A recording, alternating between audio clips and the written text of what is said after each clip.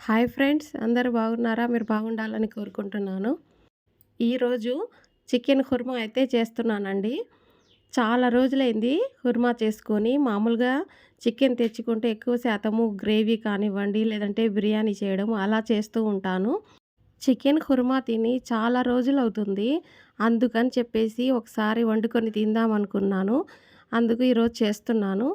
ఇది ముందుగా కడాయిలో ఆయిల్ అయితే వేసుకున్నాను. ఆయిల్‌తో పాటే ఒక 4 టేబుల్ స్పూన్ల నెయ్యి కూడా వేసుకున్నాను. నెయ్యి వేస్తేనే చికెన్ కుర్మా బాగుండిద్ది. నెయ్యి లేకుంటే అస్సలు బాగోదు. అందుకని చెప్పేసి కంపల్సరీ నెయ్యి వేయాలి. అలాగే చెక్క, మొగ్గ, 4 యాలుక్కాయలు కూడా పొడి చేసి యాలుక్కాయలు కూడా అందులో అయితే వేసుకుంటున్నాను.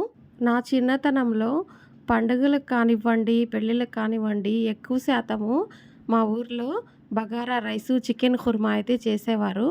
ఇప్పుడు ఎక్కడ చూసినా బిర్యానీలు ఎక్కువైపోయాయి. కానీ పాతకాలపు వంట మాత్రము మర్చిపోలేము. చాలా అద్భుతంగా ఉండేది ఆ రోజుల్లో చికెన్ కుర్మా చేస్తే. చెక్క మొగ్గ వేయించుకున్న తర్వాత ఎర్రగడ్డలు, పచ్చిమిర్చి అయితే వేస్తున్నాను. ఎర్రగడ్డలు కేజీ చికెన్‌కి అర కేజీ ఎర్రగడ్డలు అయితే తరిగి పెట్టేశాను. అలాగే 10 పచ్చిమిర్చి. దీంట్లో కారం వెయ్యరు. పచ్చిమిర్చితో ఉండే కారమే సరిపోతుంది. ఒక హాఫ్ టేబుల్ స్పూన్ పసుపు కూడా వేసుకున్నాను. ఇది కొంచెం దూరగా అయితే వేయించుకోవాలి. ఈ చికెన్ కుర్మాలో ఎక్కువ శాతం ఎర్రగడ్డలు, పచ్చిమిర్చితోనే బాగా టేస్ట్ వచ్చేసిద్దండి కుర్మా అనేది.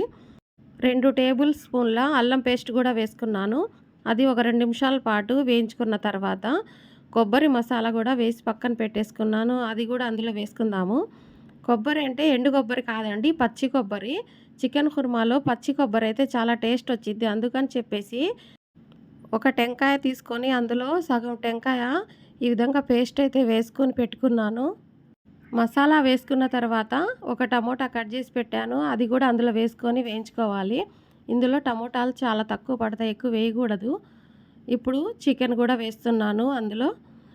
ఈ చికెన్ వేసుకొని కొంచెం ఒక 5 నిమిషాల పాటు బాగా మగ్గనిద్దాము. చికెన్ కుర్మా చాలా టేస్టీగా ఉండిద్దండి. ఈ విధంగా మీరు ఒకసారి ట్రై చేయండి. ఈ చికెన్ కుర్మా మీరు ఒక్కసారి తింటే గనక మళ్ళీ మళ్ళీ చేసుకొని తినాలనిపించిద్ది. మీరు తప్పకుండా ట్రై చేయండి. మీరు ట్రై చేసి ఎలా కుదిరిందో కామెంట్ అయితే చేయండి నాకు. బగారా రైస్ వండుకొని ఈ చికెన్ కుర్మా వేసుకొని తింటే అందులో కొంచెం గోంగూర ఇంకా చెప్పాల్సిన అవసరం లేదండి. రుచి అద్భుతము, అమోఘము. ఈ చికెన్‌కి సరిపడా సాల్ట్ అయితే వేస్తున్నాను. కొంచెం వేసుకొని చివర్లో సరిపోకపోతే మళ్ళీ వేసుకోవచ్చు. అందుకని కొంచెం మొయినంగా వేస్తున్నాను. చికెన్ ముక్క ఒక 5 నిమిషాలు బాగా మగ్గిన తర్వాత చివర్లో ఒక కప్పు పెరుగైతే వేస్తున్నాను. ఈ కుర్మాకి పెరుగేనండి హైలైట్ ఇందులో. బాగా గడ్డలాంటి పెరుగు ఒక పెద్ద కప్పుతో వేసుకోవాలి. చిన్న కప్పు కాకుండా దాదాపు ఒక 200 గ్రాములు సుమారు. ఆ పెరుగు వేస్తే ఇంకా నీళ్లు కూడా వేయాల్సిన అవసరం లేదు. ఆ పెరుగు, ఆ మసాలా మొత్తం ఆ గ్రేవీతోనే ఉడికిపోయిద్ది కూర మొత్తము. ఇంకా నీళ్లు వేస్తే పల్చగా అయిపోయిద్ది మరి. అందుకని చెప్పేసి ఇంకా నీళ్లు వేయాల్సిన పని లేదు. చివర్లో కొంచెం కొత్తిమీర అయితే వేసుకొని ఒక 5 నిమిషాల పాటు కొంచెం ఉడికిద్దాము. ఇంతేనండి చికెన్ కుర్మా. సింపుల్. ఈ విధంగా చేసి చూడండి మీరు. మళ్ళీ మళ్ళీ చేసుకొని తినాలనిపించిద్ది. నా వీడియో నచ్చితే లైక్ చేసి సబ్స్క్రైబ్ చేసుకోండి ఫ్రెండ్స్. స్కిప్ చేయకుండా వీడియో మొత్తం కంప్లీట్గా చూడండి ఫ్రెండ్స్. సబ్స్క్రైబ్ మాత్రం తప్పకుండా చేసుకోండి. నేను పెట్టే ప్రతి వీడియో మీరు సబ్స్క్రైబ్ చేసుకోవడం వల్ల మీకు ముందుగానే నోటిఫికేషన్ అయితే వచ్చిద్ది.